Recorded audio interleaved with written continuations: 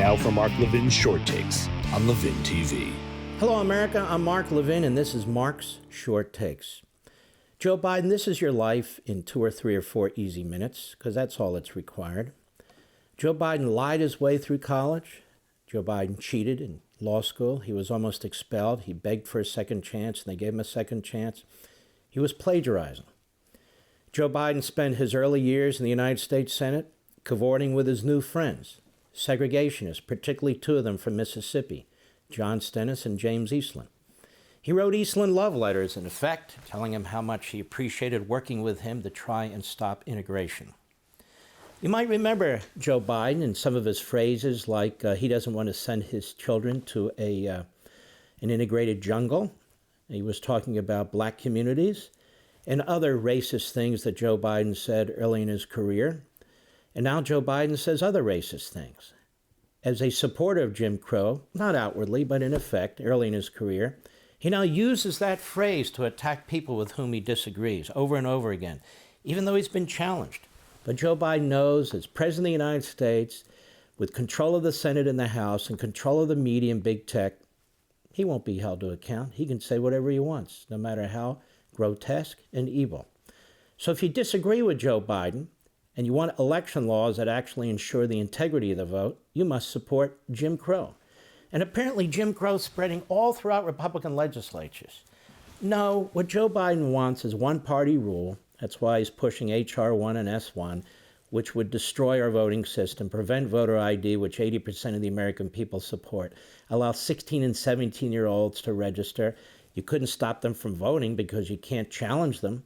Allowing illegal aliens to vote, you can't stop them to vote because you can't challenge them. That's right, you can't challenge them. He would allow defective voting lists to persist. In fact, he insists on it. So dead people, people who have moved and have registered in other states, people who have moved in other counties, their names would be on multiple lists and presumably could get multiple ballots. Joe doesn't have a problem with that. And the law that he wants in place talks about individuals, not citizens. Now, Joe Biden says that this is the equivalent of the new civil rights movement. Why would the Republicans who are sick, he says, who want to prevent people from voting, who are just like Jim Crow, why are they doing these things? When in Georgia, they expanded voting days, they expanded voting times, they have made permanent these drop boxes, which I strongly oppose. They were put in place due to the virus so people wouldn't have to come face to face with each other. And then Joe Biden says, you're not allowed to get water when you're in line. That's not what the law says. I actually read it. Joe Biden didn't read it. Somebody needs to read it to him. It doesn't say that. They don't want electioneering near the precinct. Virtually every state prevents electioneering because they don't want people intimidated by candidate surrogates, by political parties, by other groups when they're going in to vote. And so what was happening is they would say, hey, you want a bottle of water? Hey, would you like a sandwich? Hey, would you like this? And Georgia says, no, cut it out. They're not preventing people from getting water or food from family members or friends or people in the precinct. But Joe Biden seizes on this. Joe Biden has spent his life destroying careers.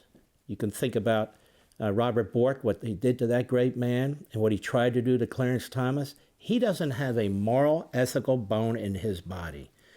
And if he thinks he can promote himself and his legacy with the half a dozen or so historians he brought into the Oval Office, he thinks that he can outdo FDR, outdo LBJ, outdo Barack Obama as one of the great progressive leaders of all time. He will take this country down if he has to in order to promote himself. That's the kind of individual who's in the Oval Office today, a man who lacks character and foresight, and worse. That's Mark's Short Takes. Want to see more? Sign up for LevinTV.